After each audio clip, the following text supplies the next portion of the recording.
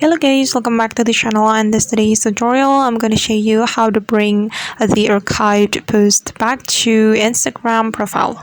Okay, first of all, open your Instagram application on your phone. Then you can go to your Instagram profile, tap on your profile button, then tap on this three lines button on the top right corner of your screen.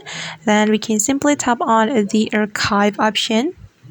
Okay, and this is my stories archive, and we're going to tap on the post archive and select a post you would like to restore, or you want to bring it back to your Instagram profile. And I'm gonna go with this post, so we can tap on the post, then simply tap on this three dots button, then click on show on profile. Okay, then just click on show on profile again. Okay, then we can go back to check it. I'm going to go back to my Instagram profile so we can refresh it first.